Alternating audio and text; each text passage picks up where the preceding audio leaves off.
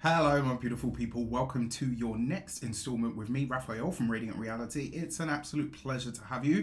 Thank you so much for being here. Thank you so much for joining me. So, what is this video all about? Well, you've seen the thumbnail, you've seen the title. So, basically, something that I'm asked a lot as a tarot reader, as somebody that's done this for a fair amount of time now, and in a way that I would like to consider as at least a little bit successfully. Many people have asked me, what books did I read, or what books do I recommend to people that are trying to learn how to read tarot, ones that have good information that will be thought-provoking. So obviously, it's always worth noting, everybody has a bias. People that tell you that they don't, people that tell you that they are, I'm completely unbiased, I don't have any predisposed notions or whatever.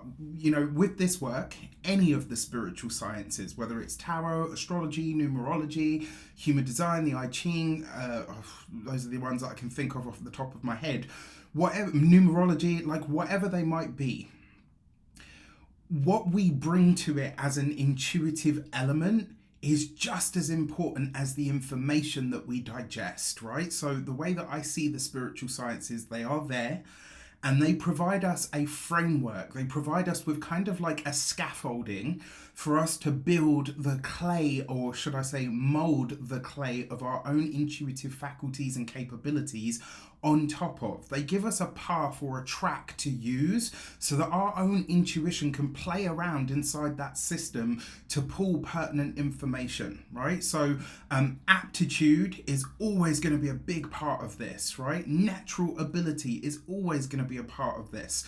But it's good to get good information that's going to be, like I said, thought-provoking, that's going to make you think, that's going to feed your brain as well as your soul and really start to get you thinking around some of the concepts, the ideas, the shapes, the forms, the essences of the cards and their meanings. And so I have 5 books here that I think are going to be absolutely, not even going to be, like, these are staples in my humble opinion. If you're asking if anyone cares to know, in my humble opinion, these 5 books are absolute staples if you are just starting out on your journey, in your foray into tarot.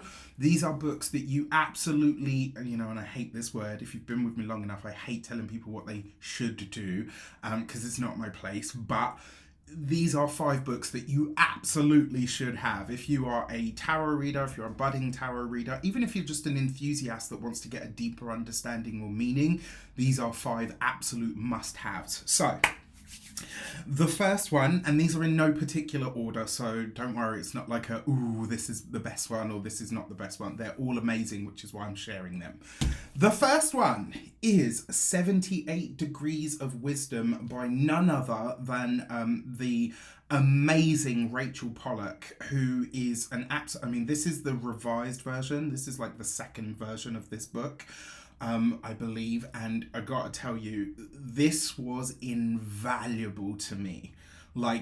Especially in the early days, it's deep, it's rich, it's potent, it speaks to the symbolism, it really gets you to think about what you're looking at, as opposed to just something being like a pretty picture, right? And it's said that a picture is worth 1,000 words. It absolutely is.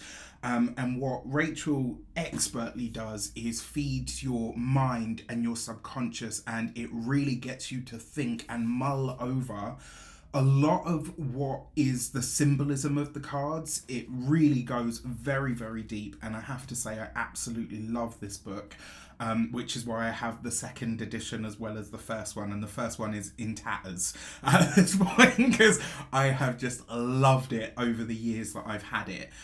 So that's number 1. Number 2, by my dearest magical mama. So if you've been with me long enough, you'll have heard me mention my magical mama. So one of the people that I was extremely fortunate to learn under and study with is Lai DeAngelis, who is now, has actually changed her name to Law DeAngelis. She is 40 plus years in the game, and she is an absolute marvel of a human being. She is wild and unencumbered. She loved us hard and she trained us brutally. She did not take any shit whatsoever. So if you like that style, law is definitely for you. And I gotta say, Tarot Theory and Practice was the one of, again, I've had this for ages. You can see it's in a bad way and the inside is not in much better condition. But again, it's just because I've loved it and I've read it so many times and dipped back into all of these books I have dipped back into. So this one, as I said, is more about the symbolism, and it takes you really deep. She does give you divinatory meanings, but this is more kind of like an in-depth study. Tarot Theory and Practice is one of my favorites because this gives you more about how and why this works. And, you know, what Law has expertly really done is given you some really, again, thought-provoking ideas to really start thinking about how this stuff works, what is actually behind this, and give some really interesting concepts of time and how tarot represents time. Like a lot of tarot readers, a lot of the really sort of, you know, the heavyweights that I like to call them, will postulate that tarot is the book of life, and I totally buy into that idea as well. Law takes this further, and the reason I say Law is I know it says Lai DeAngelis here, but she's changed her name, as I said, to Law DeAngelis. And what I think she's basically conceptualized the idea that tarot is actually time.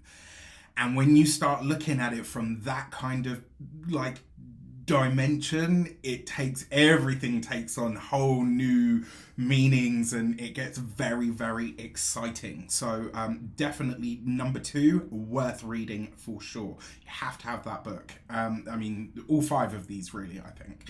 So the third one, now this one, if you don't have the Crowley deck, a lot of this will probably go over your head, but understanding Alistair Crowley's THOTH Tarot by Milo DuQuette, this is an absolute must as well, right? Again, very deep. I'm just going to be honest with you, this is probably not really for a beginner because it is quite deep, but there's some really great stuff in here. And I would be remiss if I were going to say to you, like, you know, this is definitely one that you have to have. As I said, for this, you do need the Crowley deck. And I would say it's definitely worth having because there is a lot of stuff in there that's very thought-provoking, that really will feed your mind and your soul, and it will get you to think about things in a very different way, right? It will get you to come away from some of the, you know, namby-pamby tarot stuff that's out there at the moment, where it's all just, you know, if you've been with me long enough, you know that I believe that life is infinite shades of light and dark, right? You're going to have good times, you're going to have bad times, and you're going to have everything right in between, right? Forgive the dualisms, you know, good and bad, whatever. But life is infinite shades of grey. It really is. There's not really, you know, yes, there are things that we would rather didn't happen. And yes, there are, you know, things in the world that we don't agree with and all the rest of it. But everything, it's all on a spectrum of substance, that's us and everything that makes up the world and the universe, and experience, which is the stuff that happens. What tarot really enables us to do is to understand the patterns, the cycles, the rhythms of the substance and how it's likely to unfold in an experiential way. That's a really deep concept that I've just put forward. So sit with that for a while and unpick it, right? I've been doing this a long time. And I've been doing the whole YouTube bit a fair while now. And I came to realize when someone who was a friend, isn't anymore, but someone who was a friend basically said, you know, it's great what you do and how far you've come, but you haven't really delved too deeply into the things that you believe and the things that you really want to share and what kind of goes on behind the curtain.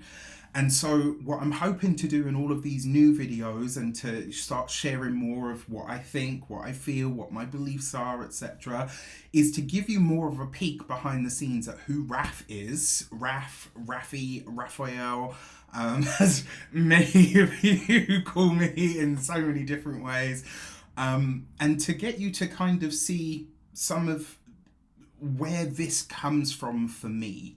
It's not just about YouTube views and numbers and all the rest of it. This is actually a path that I chose to truly do what I can to help people, to support people, to bring knowledge, wisdom, and learning at a soul level that helps you navigate your life in a way that is more in line with what you choose and heads towards what you personally perceive or believe your destiny to be, right? All astrologers, tarot readers, numerologists, human design readers, I Ching readers, people that do gene keys, or whatever the discipline is, it's always aimed at us being cosmic weather people of sorts who hold up signs and say, you're going that way and you need to take a left. Oh, and when you turn left, there's going to be a stone on the floor that you're likely to trip over, so just be careful. That's what we do. You have to walk the path. You have to work it. You have to do something with it. All we do is illuminate that path for you and let you know what some of the hurdles, bumps, and all the rest of it might be. So rant over. I will get to book number 4. Book number 4 is Kabbalistic Tarot by David Krafchow. I love this book. It's only tiny, but I tell you, his approach is brilliant. If you are interested in Kabbalah in any way, shape, or form, I mean, this will take you quite deeply on that path. It will certainly open it up for you anyway, as will this, right? Both of these, in fact, all 3 of these are going to open up the Kabbalistic part for you. But this kind of takes it deeper and it gets you to understand maybe some of the, what I like to call like the core, very rudimentary ideas around Kabbalah and Tarot. And I'm going to tell you something that my magical mama told me many, many moons ago. She said, if you're studying Tarot, you are already studying numerology, astrology, and Kabbalah, right? It's all of those things combined into one and its own separate, and its own separate system, right? So it's all of these things kind of compiled into those 78 cards. And what you can do with them is nothing short of bloody miraculous. So I'm just going to put that out there. Now, that being said, I'm hoping to take a lot of this a lot deeper, not just in videos, but with courses and things that I'm going to bring out further down the line. So stay tuned. But yes, this is a very good book. I really like it. And I think if you are starting out on this journey and you want to get a deeper understanding and you want to start taking it or tying it to the Kabbalistic stuff, this book and this book, absolute must-haves. And then number 5, the last, but definitely not least, I love this book. I discovered this, I think I was about 18 at the time. And I just love it. I absolutely love it. What Corinne Kenner has done, it's Tarot and Astrology by Corinne Kenner. And what she's done, in my personal, humble opinion, is just absolutely tied the astrological considerations to the tarot in a really powerful and in-depth way.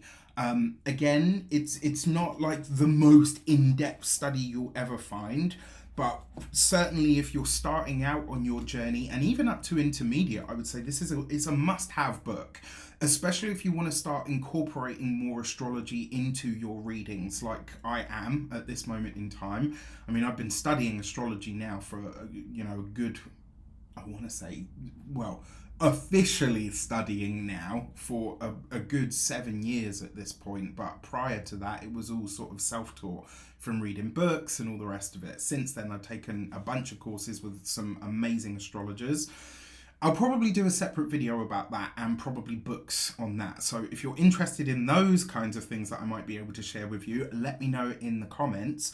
But yeah, Tarot and Astrology by Corinne Kenner, an absolute must-have. It will really help you tie in some of the astrological knowledge with the tarot, and it also opens up some of your own faculties to understand how you might be able to use this when certain things are taking place astrologically. And that's a very, very important point, because when you're reading tarot, in order to to really get the most and the best out of it, you have to consider all of the other factors: the astrology, the numerology, what's the moon doing, what's going on in your personal sphere, how is this speaking directly to your life, or is it happening on the periphery?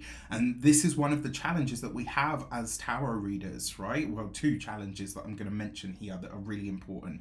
The first one is tarot will speak to you about past, present, and future, and sometimes all of that literally in the same one reading. So you're kind of like, okay, I need to separate these pieces out, right? And that takes a certain amount of mental gymnastics.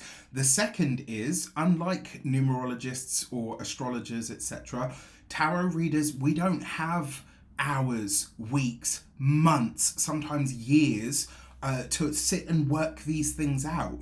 When someone comes to you for a reading, you have to be able to get straight into those messages and start pulling those things and weaving it all. Like, people think, oh, it's just laying some cards and speaking about what you see as pictures. There are a lot of people out there that do that kind of shit, quite frankly. But those of us who walk a certain path with tarot understand that you've got to be able to pull in several different energies, ideas, and concepts all at once. You've got the image on the card that's speaking directly to your subconscious. You've got the number that's on the card. You've got the colors that's on there. You've then also got to consider the time frame that you're in, what's going on around us at any given moment, and furthermore, what's happening for your client. How does what you are seeing and intuiting speak directly to this person's situation, to the question that they've asked you? So when people say like, oh, it's just reading some cards, sure, there are a lot of people out there that do that. In fact, I've seen a couple of people who literally just speak about what's on the card. And okay, fine, if that works for you and that's what you need, fair enough. That's not tarot reading, in my personal opinion. And this was one of the reasons I made the argument recently that if you've never done a tarot reading for a client or for somebody else, and you only ever just put out stuff for people to watch, you're not really a tarot reader, because your work has never been tested for the very reason that it was created. All right, like it's kind of like having a ship that never goes out to sea. What's the point? Anyway, I'm going on a rant now, so I'm going to close that down, but that is hopefully very helpful to you. Let me know in the comments, do you already have these books? Have you read any of these books, and are you going to get any of these books? Let me know in the comments below, and you will be able to find some more information on these books in there. So there you are, there you have it. 5 books for the beginner tarot reader that you absolutely must have. Take care, and I'll see you soon.